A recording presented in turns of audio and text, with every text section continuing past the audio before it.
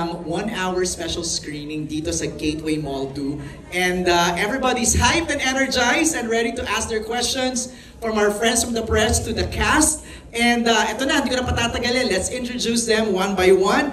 We begin with our directors and our creatives, our head writer, Senon Palomares. Hi, Senon. Please greet everybody. Magandang hapon po and salamat po sa pagpunta. Kapangalan mo yung super detective. Tama ba ako? See, I'm listening intently. Thank you, Senon. Our directors, Bijoy Malagtas. Good evening po.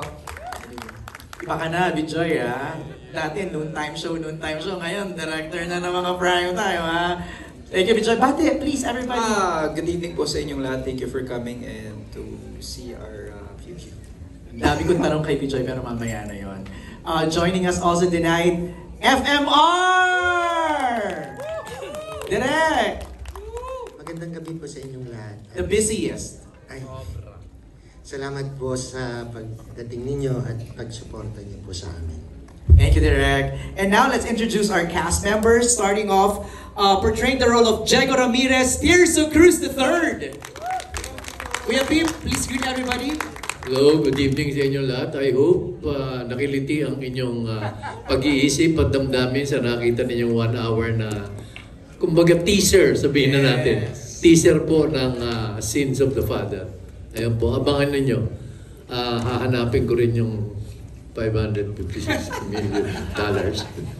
Thanks, Kuya Pip, portraying the role of Lolita Trinidad, the one and only Lot Lot De Leon. Diba, Lot? Yes, hi, good evening. Ayun po, hello, si Lolita.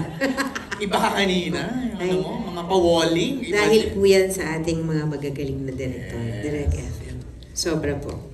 Thank you, Tilot. Isa sa mga kanina, hindi naman sa, I didn't recognize him, pero yung look niya was really refreshing kanina. JC De Vera. Hi, JC! Hi, thank you. Good evening, everyone.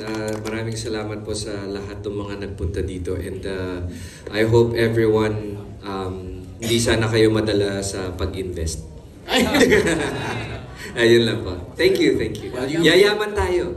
Well, you have to convince us, JC. Medyo, dahil sa nangyari niyan parang matatakot na kami mag-invest. Pero we'll discuss more of that later on. Portraying the role of Enzo Rivera, Seth Fedelin. He's back on prime time. Yun po, maraming salamat po sa pagpunta at binabati ko, nakasuporta rin dito ang mga talagang sumusuporta sa amin matagal na. Sana po abangan po natin to, ang Sins of the Father. Maraming salamat po. Siyempre, pag may Seth, merong Francine Diaz. Hello po, magandang gabi po sa inyong lahat. Thank you to our supporters po and to our families sa pagpunta nyo. And Kuya MJ, ready na po kami sumagot. Ready nang sumagot. Also joining us tonight, isa sa mga versatile actresses, the one and only Shaina Magdayaw.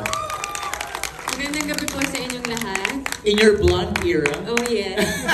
Para kay attorney Lea na makikilala nyo na po very soon. Maraming salamat for coming here. Balita ko lahat ng nanood ngayong gabi ay yaman. Okay ba yun? Wow! Hindi. We really worked hard. Everyone is really working hard for this show po. And so sana nagustuhan po ng ating mga manonood. At hindi pa po ngayon, hindi pa po doon magtatapos ang lahat. Pasimula pa lang. Pasimula pa lang. Thank you, Shaina. She is back on television sa primetime, Jessie Menjola! Hello po, magandang gabi sa inyong lahat. Maraming salamat sa pagpunta at pagsama sa amin ngayong gabi. Grabe, isa lang talaga masasabi ko, ang ganda pong makita na finally everything has glued together at saka ang ganda po ng mga eksena. Gusto po magpasalamat sa aming mga direktor. Sobrang ganda po ng show na to. Sana po, supportan nyo kami. Mag-invest po kayo ng pagmamahal at supporta po sa show namin. Thank you, Jessie. Speaking of invest, alam mo, feeling ko yung linya niya ay tatatak sa mga manonood at magte-trending, mag-viral, portraying the role of Mike Trinidad, the award-winning actor, John Arcilla. Gusto niyo bang yumaman? Oh, yes! I will make your money work for you.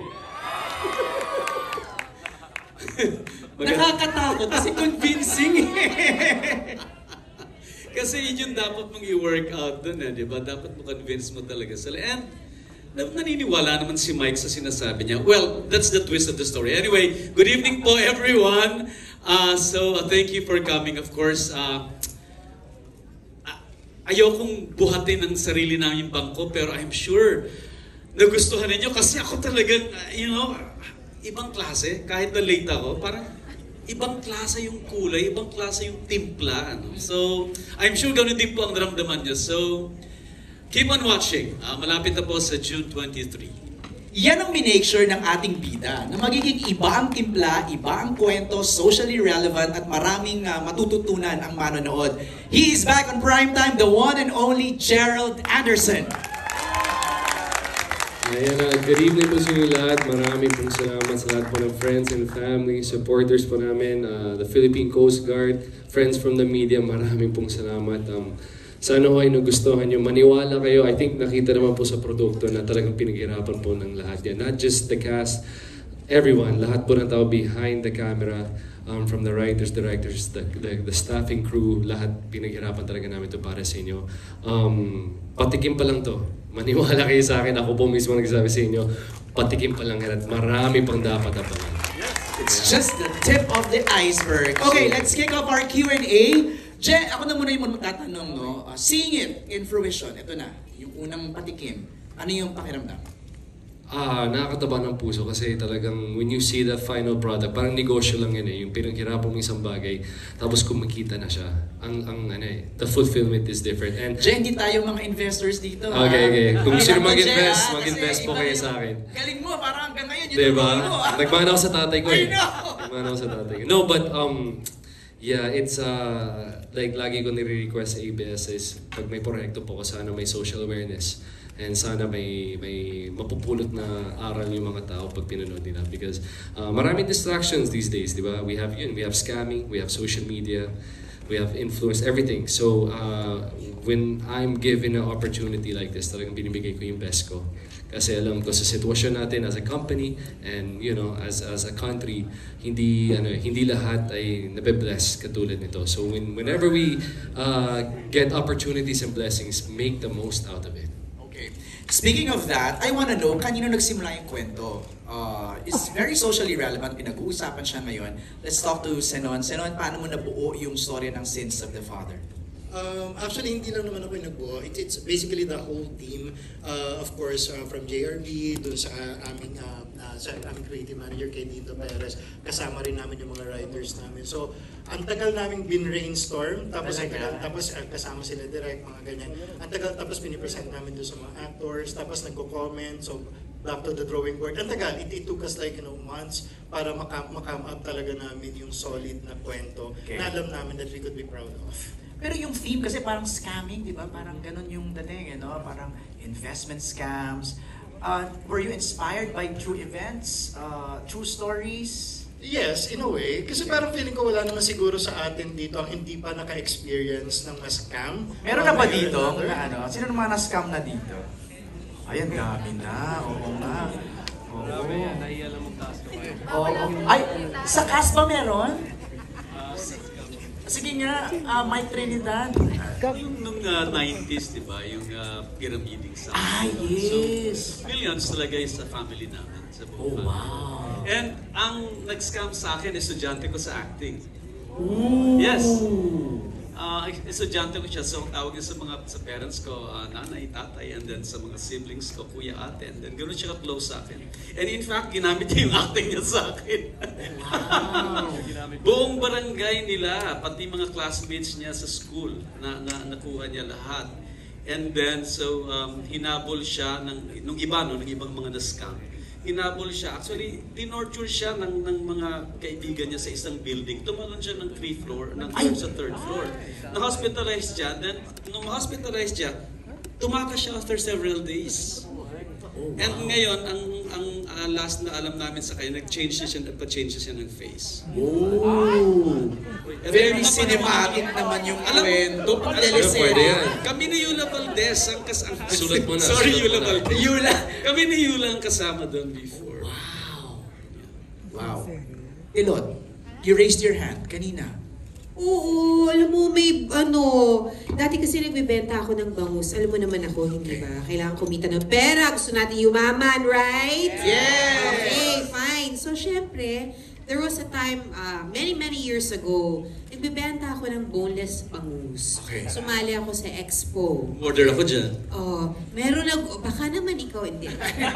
May nag-order sa akin 80,000 pesos worth of bangus. Okay. Binayaran ako ng manager's check. Okay. Tinanggap ng tao ko. Nung tinanggap yung kinuha, dineliver, pinick up ng isang kilalang van. Hindi ko nababanggitin ko ano.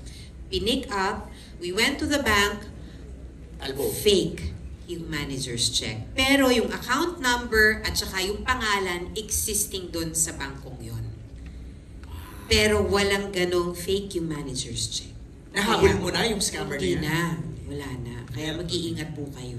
Kasi ni-reco kita Talaga na sa isang seminary lot before, di ba nag-order siya? Yes. Tapos biglang nawala, yun pala yun. Yes. Wow. Jessie, you raised your hand. Wag na lang. Who else? Pero ba dito? Na ganyan, naloko? Jane, naloko ka na ba? Hindi po. Nascam sa pag-ibig.